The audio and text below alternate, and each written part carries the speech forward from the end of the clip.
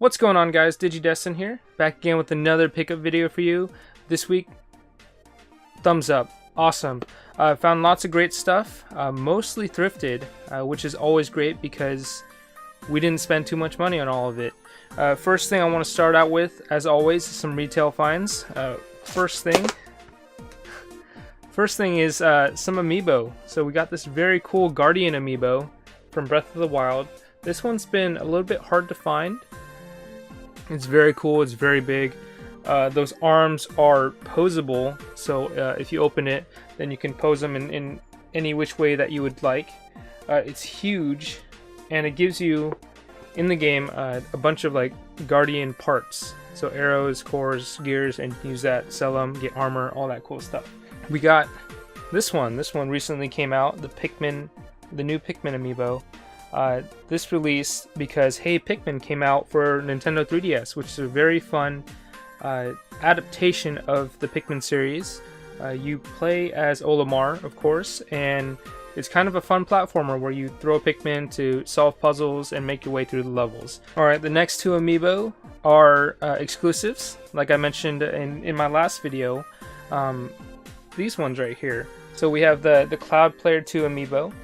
And his design here is based off of the Advent Children design of Cloud. It's a very cool computer-generated animated movie based off, you know, the after events of Final Fantasy VII. So this one's exclusive to GameStop. And then we have this one, which is the Majora's Mask Link, part of the Legend of Zelda series. And this one is exclusive to Best Buy. Next retail find is from Mondo Tees. Online retailer with a bunch of cool collectible things, specifically geared towards pop culture. We have here Contra vinyl. Very cool. There's a NES version and arcade version on this, as you can see here. Artwork is very great. It's credited to Eric Powell. And what's cool about this is they also had a Contra pin. You can see that Contra pin. So you can find those on Mondo Tees. I'll leave a link in the description below. You can check those out. They released this during San Diego Comic-Con, and that's when I ordered it. They don't have the exclusive San Diego Comic-Con version, but this one's like the double colored, I don't know, yellow and red, I think. But either way, super cool to have. The way it looks doesn't really matter to me. It's the music that's on it, which is why I bought it. Next item is also another San Diego Comic-Con exclusive. This one's from Entertainment Earth, and this is a Jakks Pacific World of Nintendo Mario and Princess Peach 2-pack. So these are just 8-bit plastic figures, nothing special about them. This guy was released in your basic retail stores, department stores like Fred Meyer and Target and Walmart. You can find them in the 8-bit version, but Princess Peach has not been released in retail yet, and this was the only way to get her. What I like a lot about this is it has a cool little old school TV, CRT TV setup, as you know, the packaging, but then on top of it you have the NES as well. So this one was exclusive to Entertainment Earth. I'm not sure if it's still in stock. But it did come out, you know, during San Diego Comic-Con, and I was able to pick one up during that time. So, alright, next up are some thrift store finds. Found tons of great stuff at the thrift store. Lots of uncommon games, even like a rare one. Nothing too groundbreaking, but super excited nonetheless, just because it's something other than Mario and Sonic and Legend of Zelda, that sort of thing. With that being said, the first thing I want to show you is this here. This is a Pokemon trading card game collector frame. It's pretty cool. It's brand new. We were able to get it for 99 cents. And comes with a little stand there. And what you do is you open this up, you put in your favorite Pokemon cards, or your most valuable Pokemon cards, screw it in, you know, tighten it down, and then you're able to display it. This came out during 2004, around that era. And so on the back, they even have like a little, if you can see that, a little, you know, advertisement or promo for the e-reader. But either way, pretty cool to see this, to have it, and now I have to find some Pokemon cards to put in here. Alright, some more Value Village finds. We found some great disc-based games. First one is Legend of Zelda Twilight Princess. I picked this up mostly because it's a Legend of Zelda game. It's fantastic. It was $5, and even though I already have it, this is a great game to pass along to any other collector or gamer that they want to find it for cheap, or use it for trade or any of that, any of that stuff. So $5, not bad for Twilight Princess on Wii. Next game, I have no idea what game this is. This is called One for PlayStation 1. I have no idea what it is, but it was interesting, so I decided to pick it up. I mean, it was only $3, well worth it. If I don't like it, I'll just trade it. Next game found at Value Village is, I guess, a staple game, part of a staple franchise for the PlayStation. Tomb Raider 2, starring Lara Croft. Again, $3. Alright, the next one is a little bit uncommon. Nothing too special. We have Oddworld Abe's Odyssey, or Exodus, I should say. I'm used to saying Munch's Odyssey because I played a lot of that on Xbox, but I was a fan of Munch's Odyssey on Xbox. Figured for $3 I'd give this one a try, and hopefully I like it. If not, I'll pass it along to a collector or a gamer that does want it. Alright, the last game found at Value Village is an awesome one. I haven't played it, but I'm really excited to dig into it. It's called Intelligent Cube for PlayStation. So lots of PlayStation games. This one is, I guess, a puzzle game from what I've heard. It's very good. It typically goes for about 40 or 50 complete, but we were able to get it for $3 just like the other games. This is definitely a price that I'd be willing to pay for this game just to try it out, and hopefully I like it. My fiance likes puzzle games as well, so hopefully if I don't like it, she'll enjoy it, and that way we can keep it for a collection. But this is a great find. All of those PlayStation games were actually spotted by my fiance on the shelf. And the funny thing is, it came from a store that typically looks up their prices and are pretty on top of pricing things competitively off of eBay or Amazon. But somehow they slipped up and gave us all these great games for a very, very affordable price. Alright, the next few games are some Game Boy and Game Boy Advance games found at Half Price Books. The first one is a Game Boy Advance game found at Half Price Books for $3. It's Super Dodgeball, made by Atlas. I love arcade dodgeball games.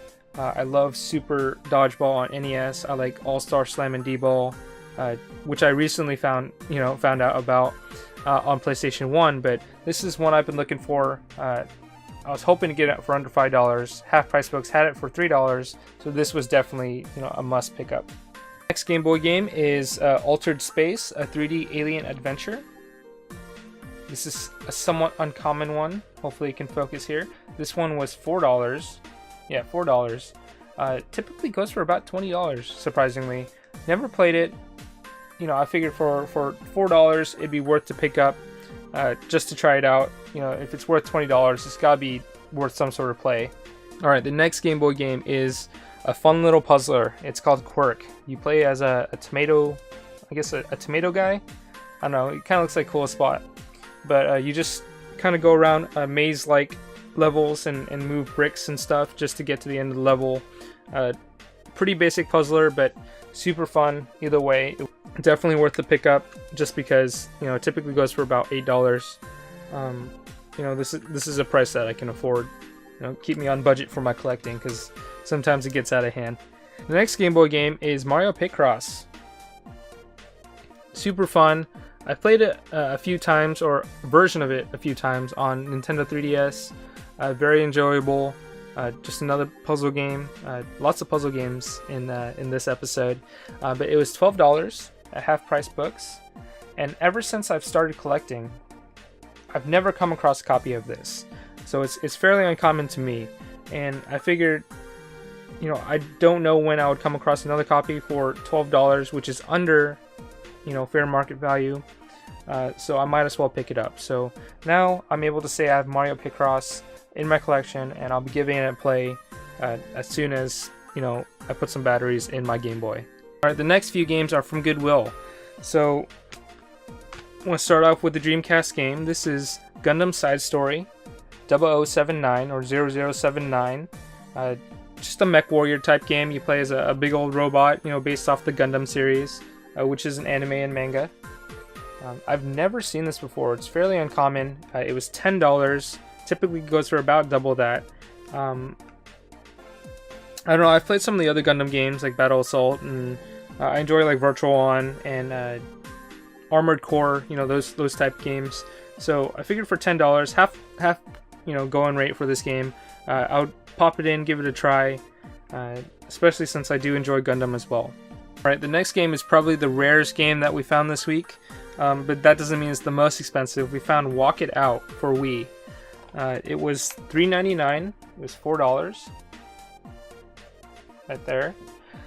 This game is made by Konami. It uses the dance pad, like the DDR dance pad, and it's essentially like a rhythm game, but you walk.